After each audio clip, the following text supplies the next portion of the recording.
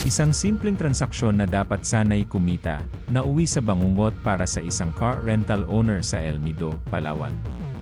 Akalain mo, may dumating na grupo ng mga dayuhan, 3 hanggang 4 na Israeli nationals, na umupa ng pick-up. Mukhang normal lang sa simula, maayos kausap, nagbayad pa nga ng 5 araw. Walang senyales na may masamang mangyayari. Pero ilang araw lang ang lumipas, biglang nag-iba ang takbo ng kwento.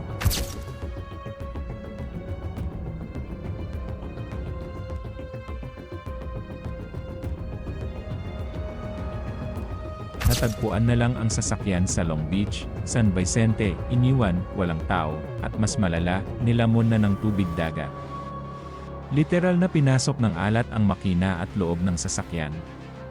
Hindi lang simpleng sira, wasak. Halos hindi na makilala ang kondisyon. Parang sinadya o sadyang pinabayaan. At doon na nagsimulang sumakit ang ulo ng may-ari.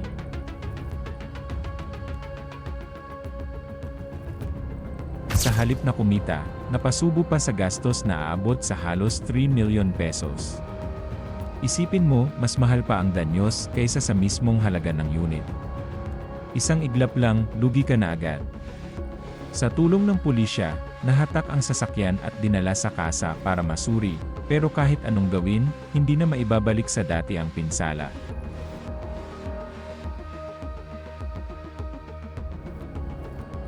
Ang mas nakakainit ng ulo. Hindi na nagpaparamdam ang mga nagrenta. Hindi sumasagot sa tawag, hindi humaharap sa responsibilidad.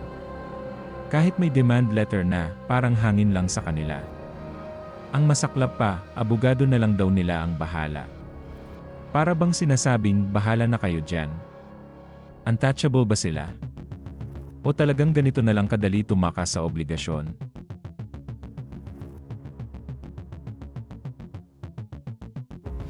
Ayon sa PNP El Nido, hirap na silang makipag-ugnayan sa mga dayuhan. Iwas na iwas sa pananagutan. Kaya ngayon, hindi lang ito simpleng issue ng nasirang sasakyan, isa na itong babala sa lahat ng may negosyo, lalo na sa car rental. Hindi sapat ang tiwala.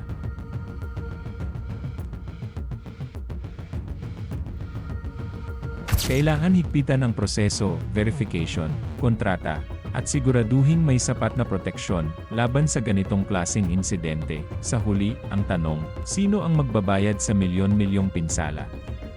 Hanggang kailan tatakasan ang responsibilidad? At ilan pa kaya ang magiging biktima ng ganitong modus kung hindi agad maaksyonan? Isang paalala na sa negosyo, hindi lahat ng mukhang maayos ay mapagkakatiwalaan. Minsan, ang kapalit ng tiwala ay napakamahal.